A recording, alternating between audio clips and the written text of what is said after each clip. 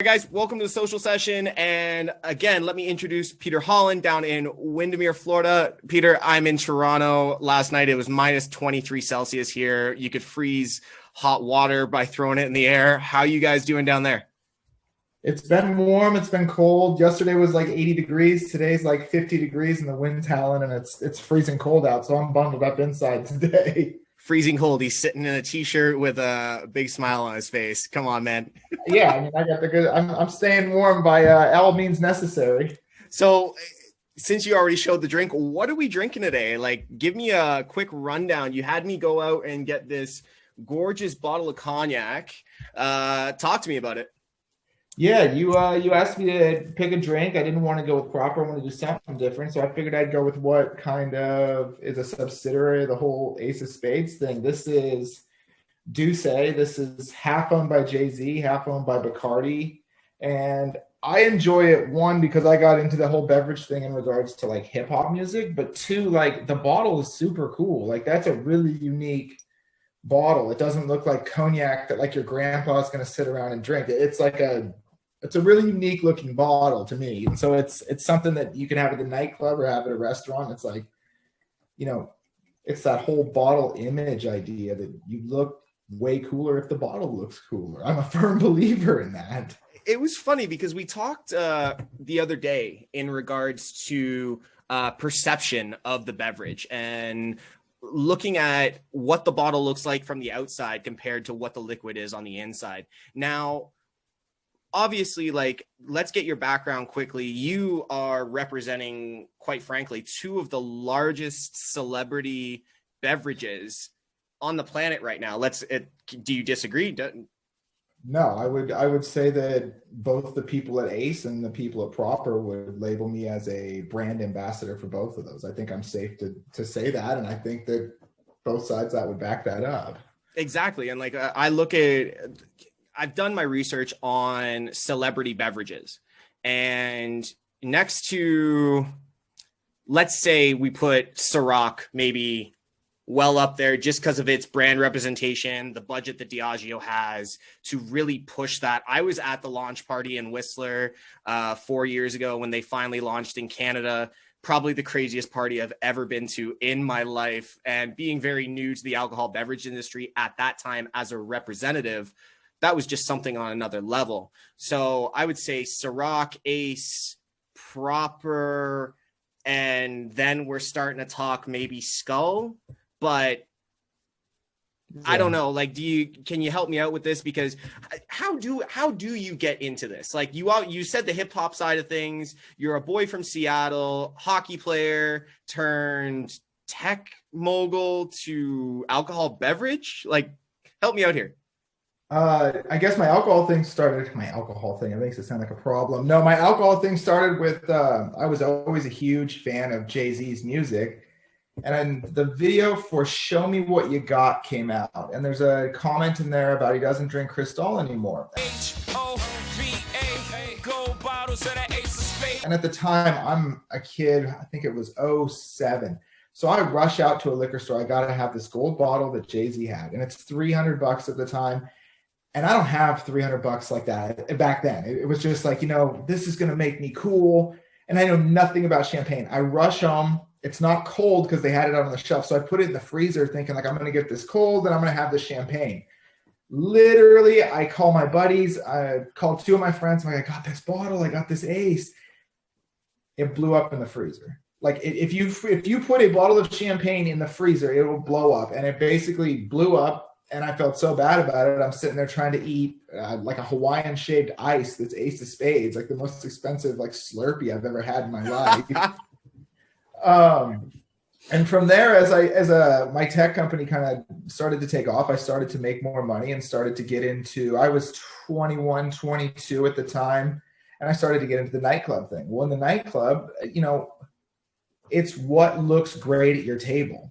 At the time, Dom didn't have Luminous when I was doing that, or if they did, Vegas wasn't highly stocked in it. Cristal is a cool looking bottle, but to be honest, the Moet bottles, where they nectar, look so close to a Cristal bottle that it didn't differentiate me from anyone. So I started ordering the Ace of Spades bottles because when the lights are flashing in a club and a gold bottle's getting reflected off of, I mean, you look like you're the king of the whole fucking place. Absolutely. So I got involved in it that way. And a funny story is I go to Europe and I visit Ace of Spades. I actually go out there and I meet the winemaker Jacques, and they didn't have the cellars open for the time. I know nobody at Ace of Spades. We took a vacation, and it was like, I got to go to Ace of Spades. So we go over there, we go through the tour, and they've got this dark red bottle. I'm like, oh yeah, that's dark red. We don't have that home. It's a demi-sec. But at the time, again, I'm just using this as a way to flex, I guess, in some regards. So we're on a yacht in Capri, and I'm flexing around with this bottle. Anyway, I come home from Europe on that trip on a Sunday, I think. And in my Instagram DMs is one of the representatives of Ace. And so I'm thinking, wow, I'm going to work at Ace. I'm going to be really important. He's like, hey, come to LA, have lunch with me. And I'm living in Vegas at the time. So it's like, okay, my clock is so screwed up coming home from Europe. I wake up in the morning. I think I've got like a 9 a.m. flight on a Delta. I miss my flight. I wake up, I get to the airport, and they're like, no, you've missed it. You can't check in. And I'm thinking I've lost the opportunity of a lifetime. So I call my girl in Vegas, and I'm like, I need a private flight. I need a plane now. I need to go to LA. This is the biggest deal in the world to me. She gets me a private flight. I go over there. I have lunch with this guy. His name's Justin. He's like one of my best friends in the whole world now.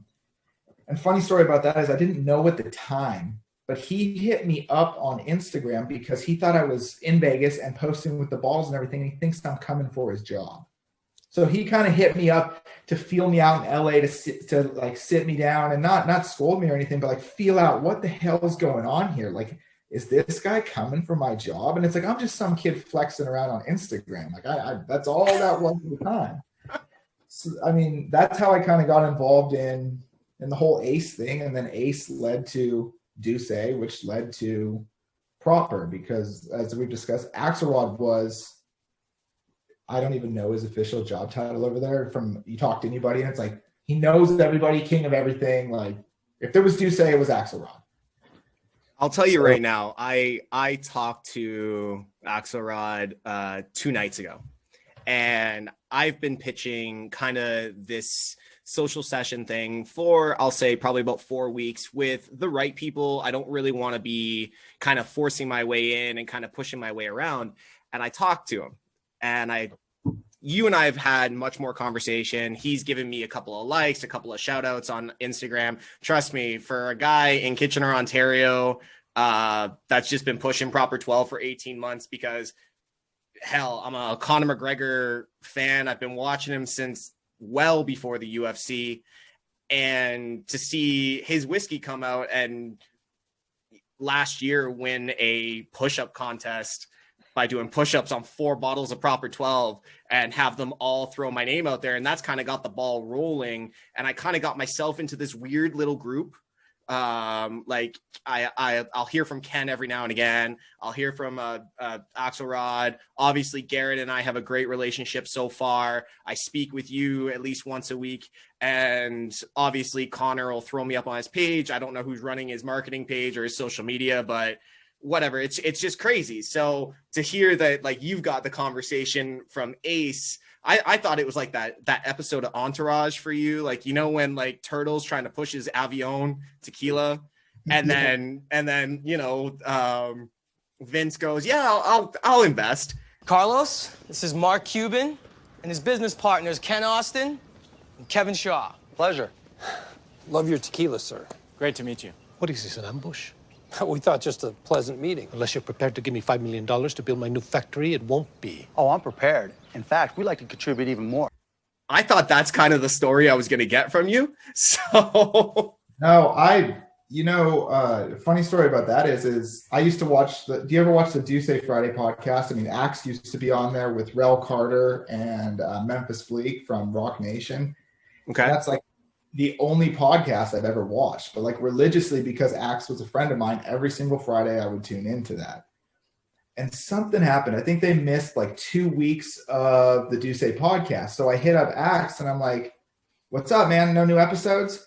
And he sends me nothing back. He goes, I put in my 2 weeks at Rock and I'm going elsewhere. Okay. not really my business. He's a buddy of mine. Wherever he goes, I'll support him. Like he's a guy. And he sends me nothing but the meme of Conor when it was the Notorious liquor, when he tried to push it against when it was I think it was the Floyd fight when he was pushing that. It was Notorious and it was bottled different. He sends me nothing but the meme of him toasting that.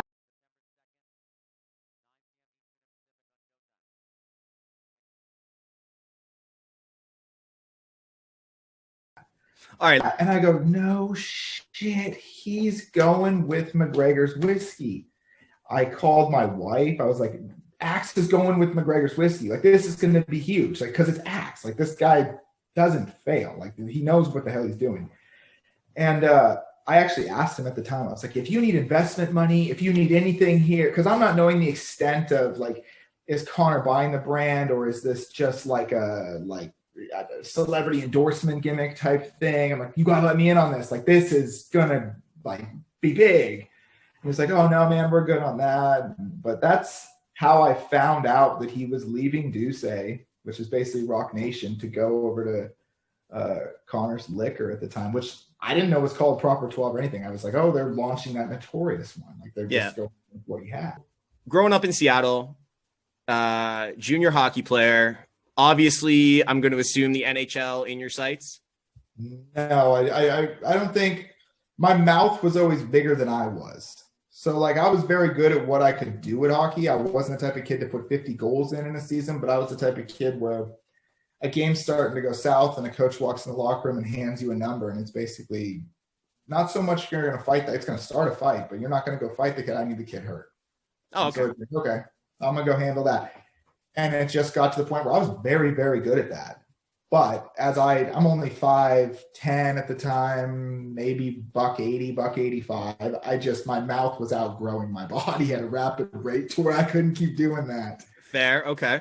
So you've given me a little bit of the insight. So we've gone from talking Seattle, we've gone junior A down to Vegas, signed the contract in Vegas, and then I signed a contract in Vegas. The team, I'm psyched. I'm like, okay, this is the next step, the next logical step. And I'm going to play juniors there. Well, I'm living with a buddy at the time, and I kind of met my wife at that time, and the team files bankruptcy.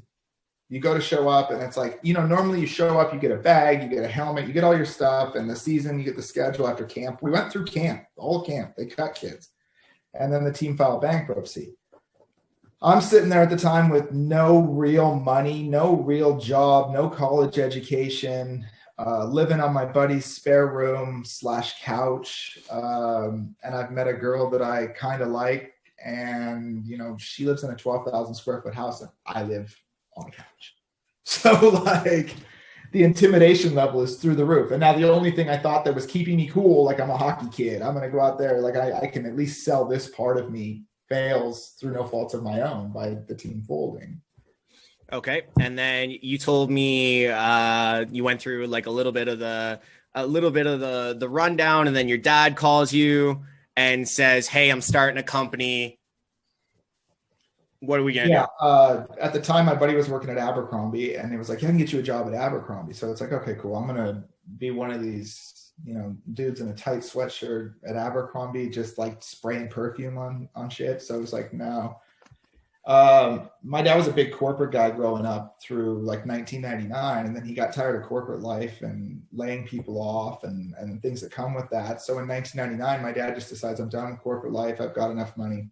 I'm going to be he basically was a manager at an ice rink through my whole high school years, just drove the Zamboni, locked up at night, total switch of careers.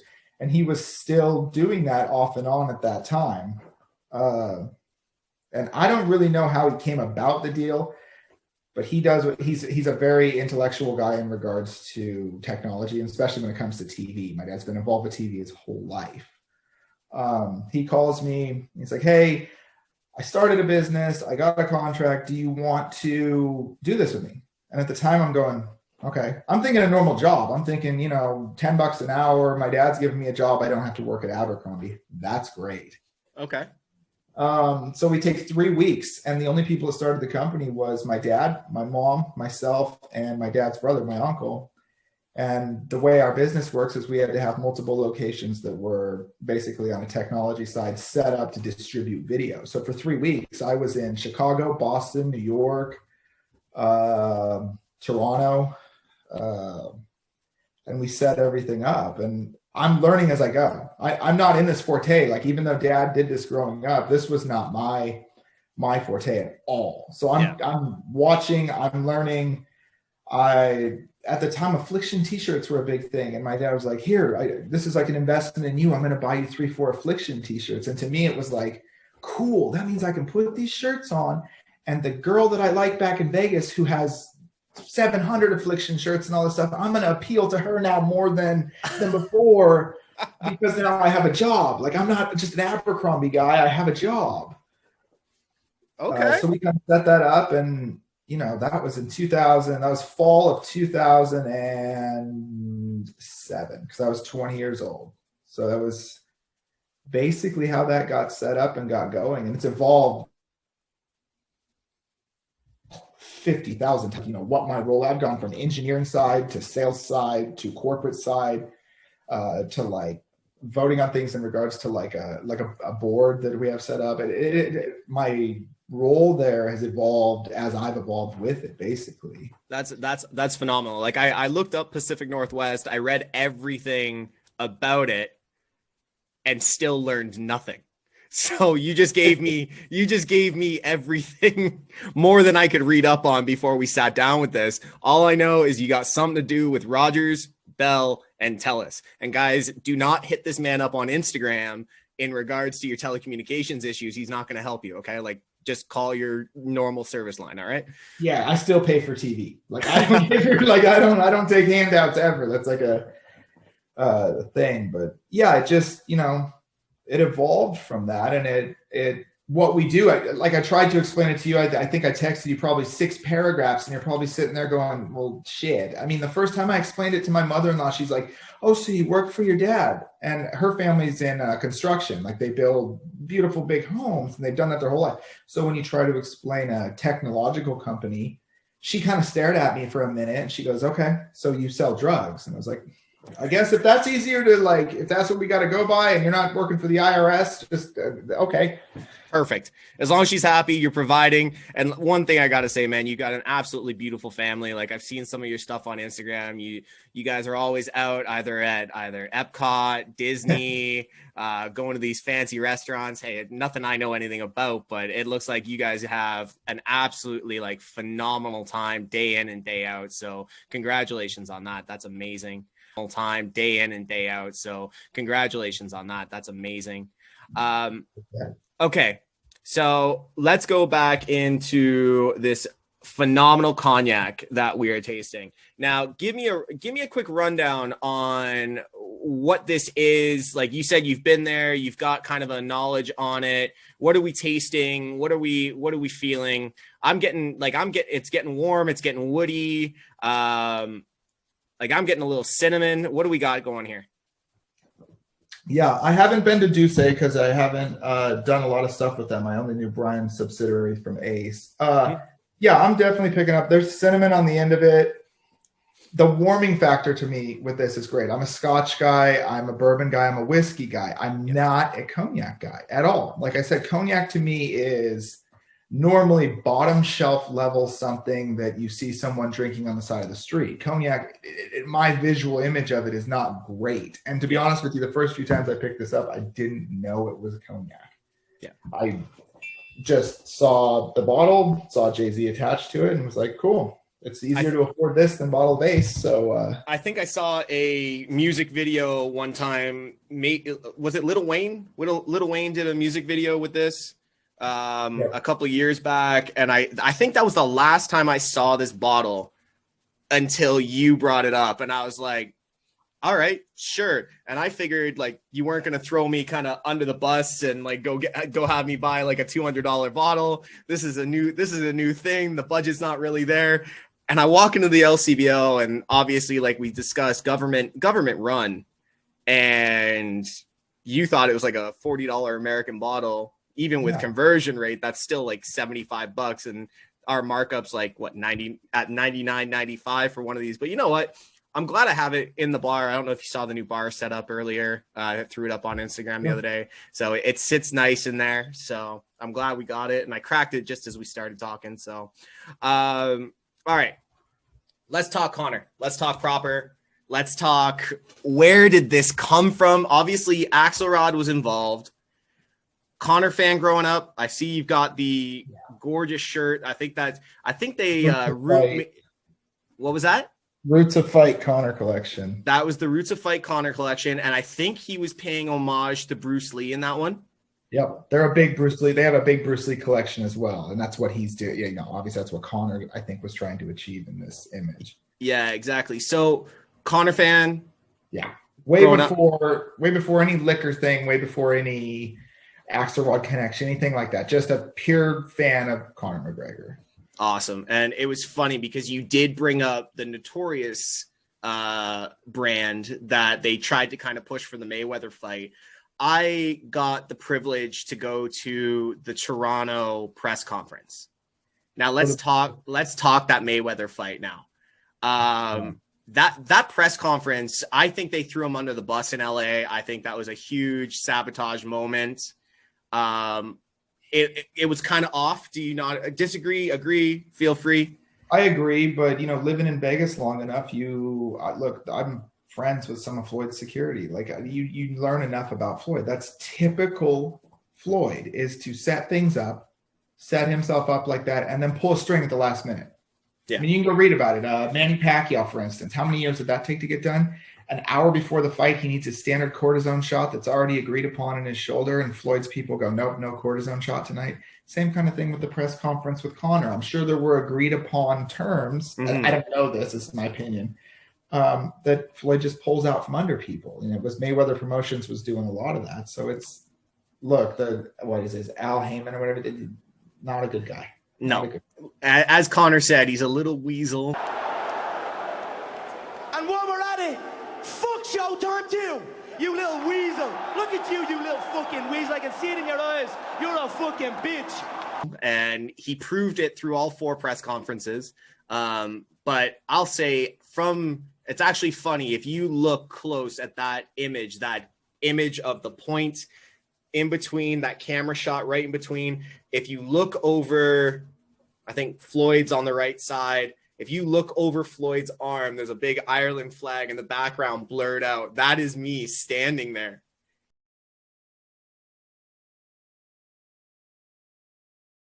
In that big Irish flag, just in my glory, because you can hear it on the YouTube video of that whole setup. But I will tell you now, the sound in an open stadium, because I don't know if you've ever been to Budweiser Garden. I haven't. But it is completely open.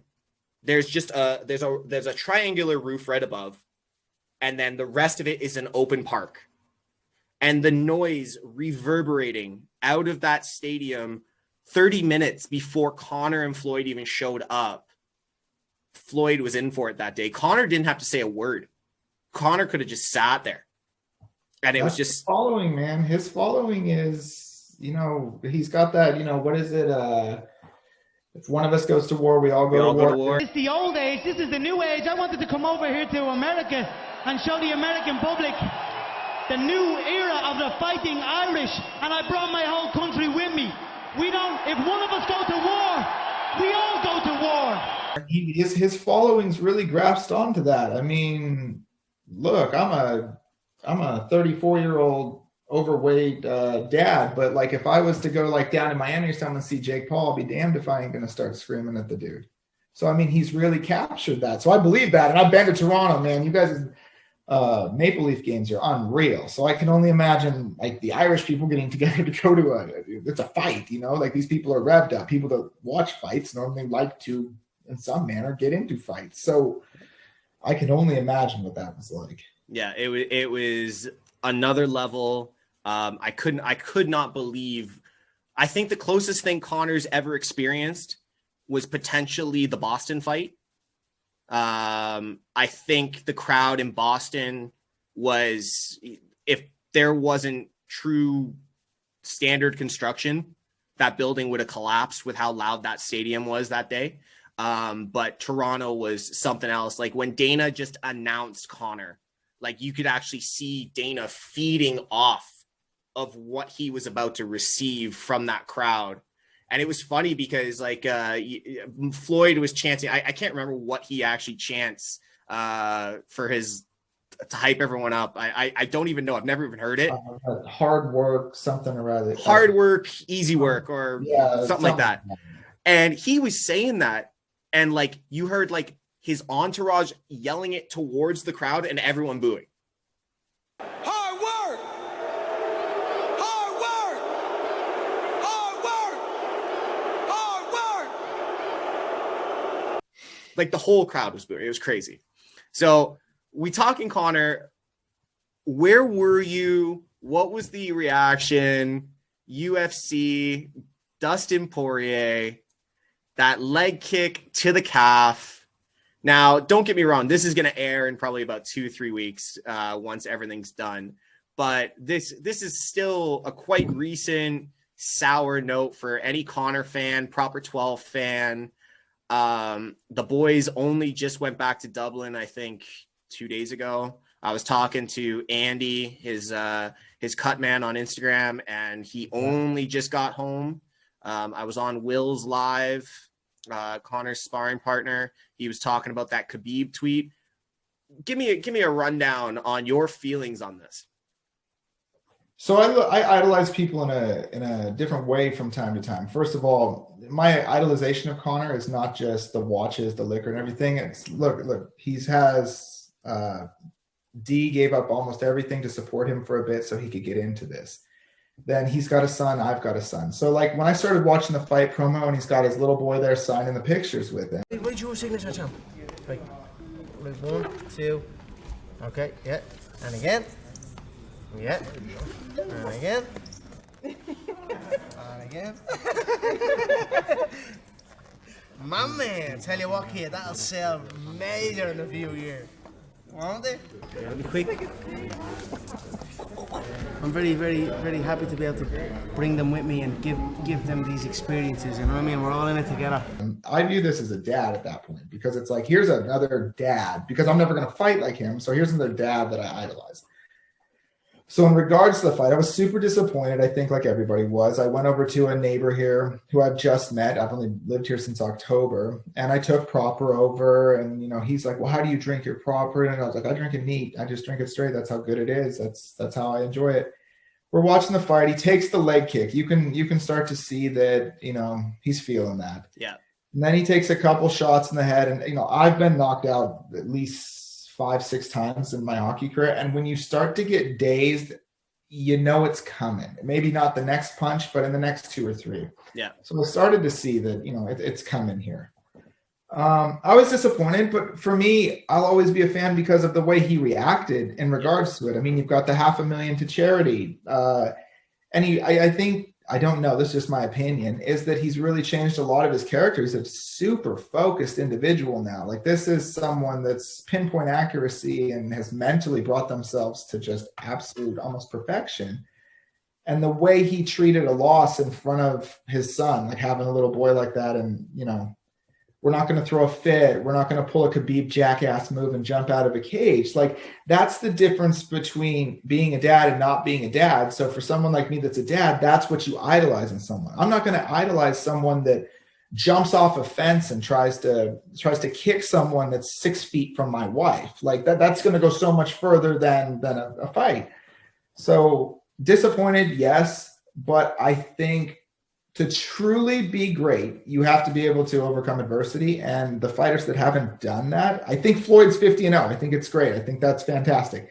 But the fact that he doesn't have that asterisk of overcoming adversity keeps him from being, in my book, an Ali, a Tyson, a Conor. I mean, these guys have lost. Yeah. There's people in the UFC that were great that lost, that never bounced back. Ronda Rousey lost. She was fantastic. She was 10 of 10. And after she lost, she was incapable of bouncing back.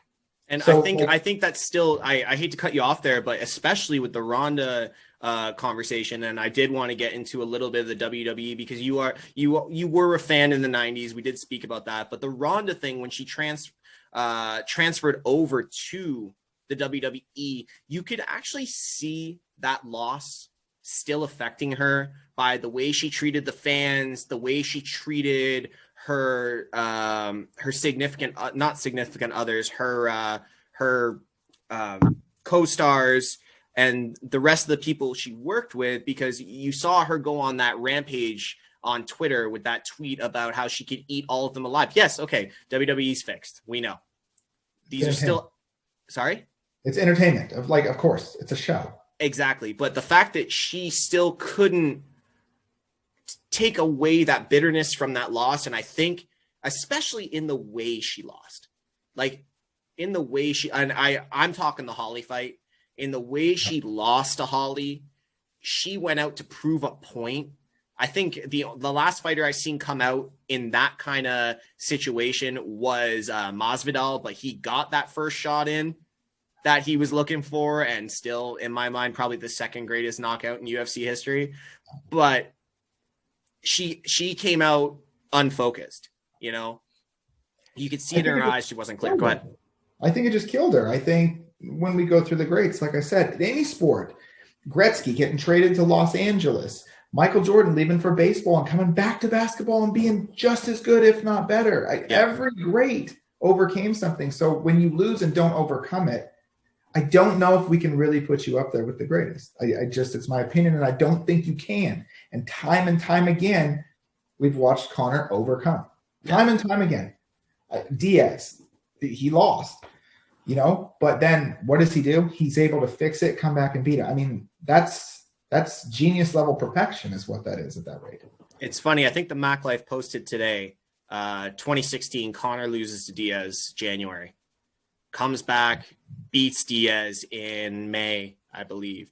And then he won the dual titles in September, October. Yeah. His peak year, I have to say, probably his greatest year. But there's a lot to say about Conor. We could go another 2 hours if we wanted to, and picking apart. But you did say something, and as a dad myself, I have a little girl, very close to your son's age. And I seem to always have her on the UFC nights, and I like putting her to bed, making sure she's not up for it, because I don't think she's really ready for that yet. It's just my own thing. Every parent's different. But that post that you said with Conor letting Conor Jr. do the signatures on those posters, the one thing that caught me about Conor in that situation was the actual laugh. His laugh after about the third signature was just a true proud father. Yeah. Like he was engaging his dad, or his son, he was being able to teach him and introduce him to the public, but still enjoy that time with his son, even though he's working. Now here's my question. Have you had that opportunity, like in business, with people that you know in trade, to actually kind of bring your son into it so far? Or is there still a little bit of time before that happens? There's still a little bit of time before that happens. I actually think next week for my birthday, I am headed to Miami, and Justin from Ace of Spades is going to meet me there. So it's very important that he meet and interact with Justin. He's met Justin before, but he was such a young kid. Mm-hmm. So that opportunity will present itself. Obviously, Conor Jr. is older than my son, so he's more, able to understand, like how you said, you don't let your daughter watch the fights. You have to have that age where they can understand what's going on. Yeah. Like, not to say my son's not proud or your daughter's not proud, but they're not old enough to know what being proud is. And you can see that Conor's son is very proud of who his dad is. Yes. So I hope to attain that by the time my son is of age to realize that. Yeah. So going down the alcohol beverage sector, this is the social session anyways. So I want to get into, obviously Ace is your first stepping stone coming into the alcohol beverage sector. Yeah. Then we've got Proper. Obviously you've probably engaged with Conor, you've engaged with Axe, you talked to Ken. Obviously you got a little bit going on with Garrett up here He's so active, and honestly, the day I get to actually sit down with him and work with him is going to be probably one of the happiest days. We might have to toast to that one. But what's next? Well, I've got some partners out in London that I'm working with to probably bring a champagne product to other regions, not the United States at the moment. And I think what we've got right now, I can't discuss too much of it, is just truly brilliant. I've known these guys for 5-6 years, no longer than that, maybe 6 or 7 years now. I met them through Angel Champagne, which is a whole nother brand that I had lightly worked with for a bit as I was trying to start my own champagne, and kind of fell flat on that project in 2016. I think is when I fell flat on that. But that's coming up. I'll continue with the Ace guys. I mean, the Ace guys are so good to me and my family. They check in on my wife. They check in on me. You know, they want to see on Instagram how the little guy's doing. I mean, Justin's like a brother to me, and he's the rep for the California area. Their rep in New York City, and I don't think she does Toronto. I think she just does New York City as Monica, and then she's been fantastic to my wife. And then Matt out of Chicago is like, we have like talks about having kids and like fatherly things because he has twins. Like, I'll never forget Matt flying down. I lived in Fort Lauderdale last year and having dinner with me, and I was concerned with him at the time. I said, you know, I don't want to be the dad that's got like a Rolex on or something, and that becomes important to my son. Mm-hmm. And Matt told me at the time, he goes, your kids won't care about, they won't put too much effort into what you say. They'll put more effort into what you do. And that's stuck to me. I mean, it's one of the best fatherly like sentences I've received, and that's just from someone in Ace of Spades. Yeah. So actually, you did mention something to me before we get to the end here. You did mention something to me in regards to Ace and Proper up in Canada. And obviously, the liquor distribution is so much different up here. What do you think the biggest struggle for one Ace is in the Canadian market? Is it because we don't have those big influencers like the US does? We're not seeing that dramatic push. Like myself, I push Proper 12 because I genuinely believe in the product. I think it's a better product than Jameson's. I think it's going to grow. I do believe it was the top selling Irish whiskey this past 2020 in Q3 and Q4. Don't quote me on it, but I do believe I heard that. So Proper's making a proper push. So what is the difference between the US and the Canadian market in regards to these celebrity brands? I think it's what celebrity endorses it and how they endorse it. I mean, there's a big difference between Jay-Z's tie to Ace of Spades and say, he's Canadian, I think, Ryan Reynolds and Aviation Gin. Yes. There's a huge difference in who's promoting it and how they're promoting it. Is that Ryan Reynolds is Deadpool. Deadpool can't really promote Aviation Gin. That's how he'd have to sell it. Mm-hmm. Jay-Z can continue to sell Ace of Spades as Jay-Z, as Sean Carter, as whatever. But the problem maybe with Canada per se is that the nightclub scene in the United States is Miami and Las Vegas, and the egos fly wild there. And honestly, to sell Ace in a nightclub, I think you have to find egotistical people. I was one myself. I'll tell you that straight up. So it's hard. I don't know. I spent a lot of time in Toronto. I go to Toronto before this whole COVID shit happened. I'm up there once every 4 months. The nightclub scene in Toronto isn't as much as kind of your loungy scene. And the few places that I've had Ace up there is in a loungy setting. Drake's place Frings, which I think now is out of business on King Street up there. It was somewhere I'd had Ace. And then he had another restaurant that was pushing Ace real heavy, and I would go in and buy Ace there. But I don't think people up there are as connected to the egotistical nightclub lifestyle that a Miami or a Vegas present down here. You need Canada's Vegas, and I don't know where that is. If I was to say so, it'd be Montreal. Montreal is party central. If you want to have a good New Year's Eve, let's say, you're going to Montreal. Simple as that. Everyone since we were 18 won because you can drink at 18 in Montreal. You can drink at 18 in Alberta. But if you're looking at, again, when I worked for Diageo and Ciroc got launched, I was out in Victoria. I was out on the West Coast. In Vancouver, I think the higher end spectrum, yes, Toronto is the center point of Canada everything. But when it comes to wealth and status, everyone's in Vancouver and BC. Oh, there's so much tech money out there. It's Silicon Valley of Canada. I mean, I'm from Seattle. Like, it's everybody knows BC. Exactly. So I think if you're talking about places like the Vegas and the Miami, you're looking Vancouver and Montreal.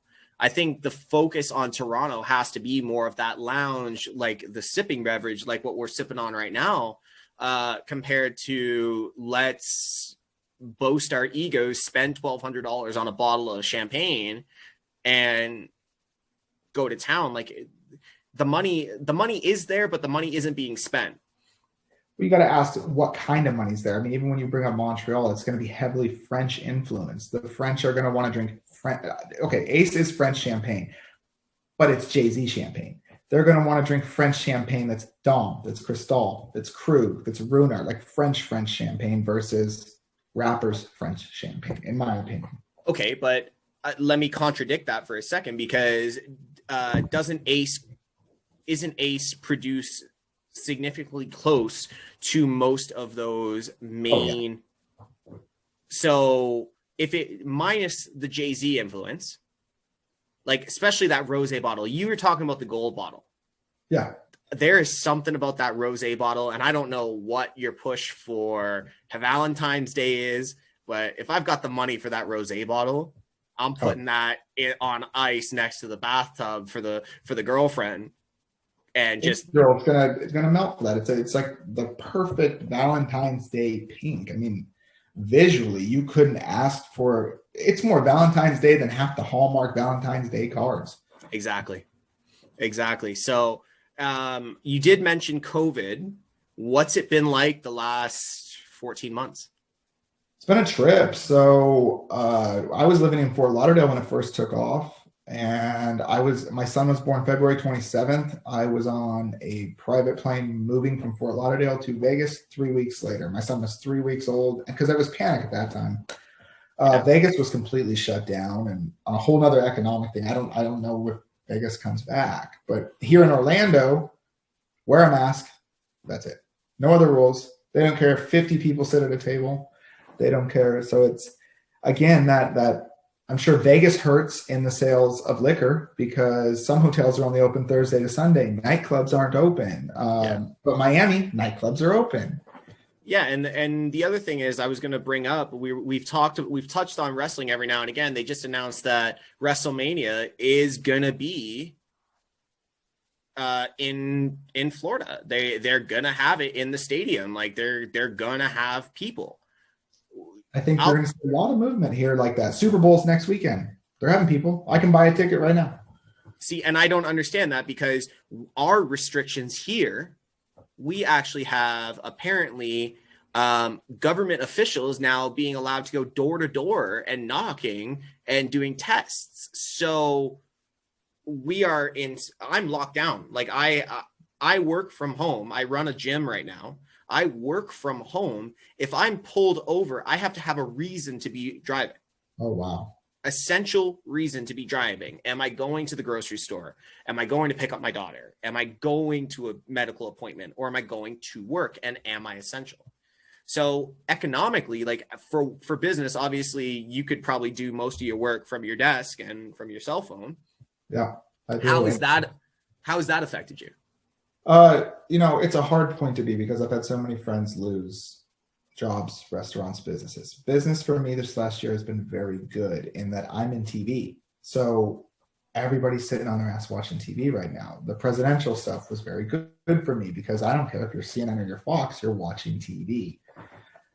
So business has been very, very good to me this year in regards to that. But there's other things like liquor, where it's like, even the project I'm working on with my partners in London, it's like we're we're having to slow down because it's not a good time for something like that. It's not economically going to make sense at the moment.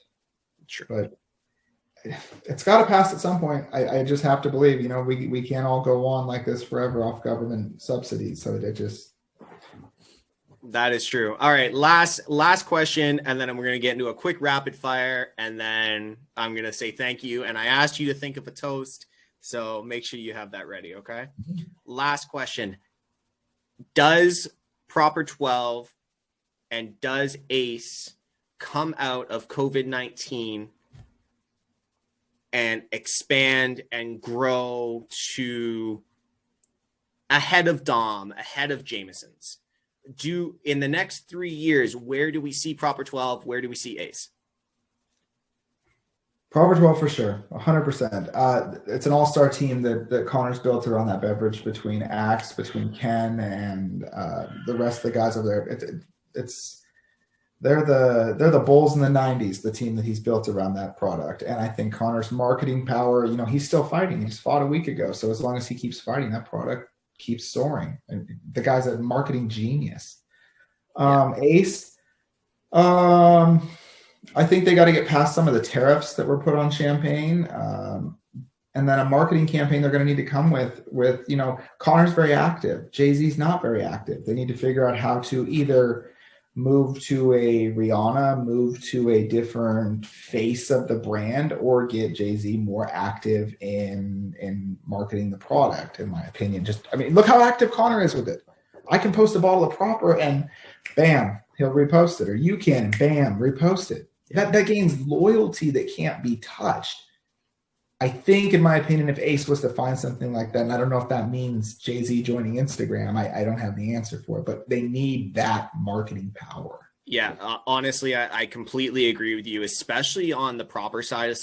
Actually, I agree on both sides. The Conor and the Proper 12, like what they have done, just for myself being a guy in Kitchener, Ontario, and they'll send me a package every couple of months saying, thank you for your loyalty. Thank you for your purchase. Here's some more stuff.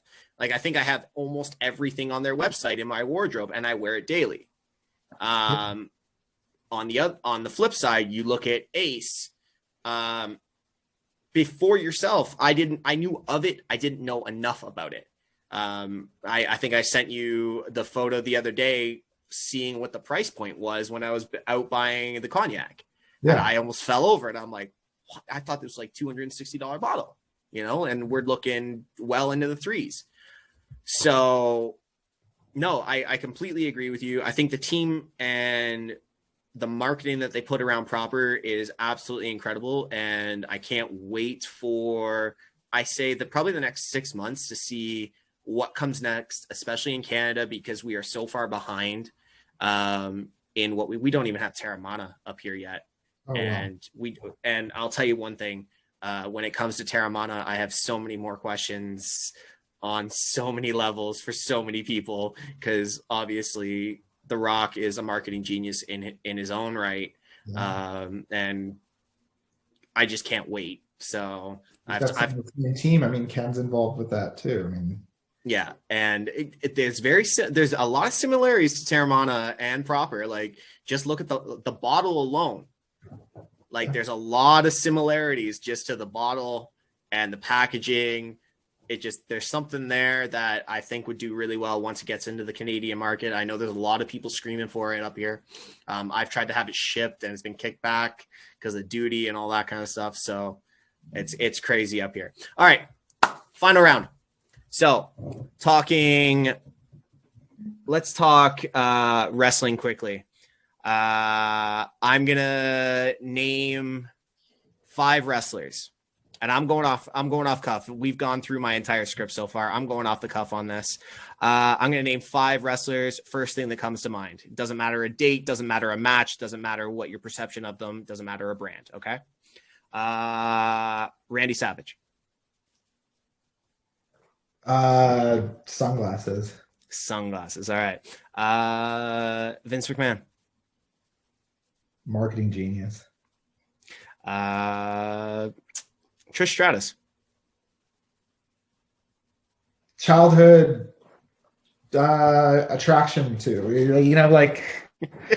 I think that's everybody's answer in the comments. Yeah, I don't know how to explain. I don't want to say first love, but like childhood, like, wow, the girls at school don't look like that. It was so funny. I'll say right now, Trish Stratus, for me, being a Toronto girl, actually not even Toronto, she was just outside of Toronto in Markham, I believe. I thought Trish Stratus was the greatest thing growing up. And then I worked a house show in Kitchener, and my boss knew how big of a wrestling fan I was, but I was professional enough at that young age that I knew star power wouldn't really affect me. So I got to work backstage. I met Eddie Guerrero 3 months before he passed away and had a 2-hour conversation with him, which I think this is why it makes me so comfortable to do these kind of things. Eddie told me about his demons, that kind of thing. John Cena, Big Show, Vince, Hunter. I met them all. And I was standing at the table refilling water. Tori Wilson comes up next to me. And she goes, "Hey, can I get a really cold bottle of water?" And they were all warm. So I sprinted. I said, "Don't move. Be right back." Sprinted to the cooler, got her a cold bottle of water, give it to her. She gives me a kiss on this cheek. And I'm like, "Sorry, Trish, I am no longer your biggest fan." Yeah, exactly. I'm going to have to call this quits. And I'm not going to lie. I was 16 years old at the time. And that was probably the best day of my life. Up until other events, but anyways, okay. So Trish Stratus, 2 more. The Rock, can't not bring up The Rock. You got to go with, you know, you smell what The Rock's could. I mean, that smell that's like the eyebrow. He was a wrestler before he was an actor. So true. And I can't leave out Stone Cold Steve Austin. My number 2 favorite wrestler of all time, and was fantastic in Grown Ups too. He was in Grown Ups too? Yeah, he's in Grown Ups too. I never saw Grown Ups, so I'm a big Adam Sandler guy, so okay. Austin, this is fantastic. All right, fair enough. All right, so Pete, I just poured myself my last little bit. What are we toasting to? Let's toast to your show starting here, The Social, and let's toast to this being the worst interview, and every interview from there on getting better and better, and may this continue for you, and may this hopefully bring you financial gain, enjoyment mentally, enjoyment physically, and just overall success for you with the podcast here. Thank you so much. And I'm going to add on to that. 10,000 followers. I want to have you back on, and we will pop a bottle of Ace in celebration. Sound good? You get 10,000 followers or viewers on this, I'll send you a bottle of Ace. Slancha. Yeah, salute. Cheers, buddy.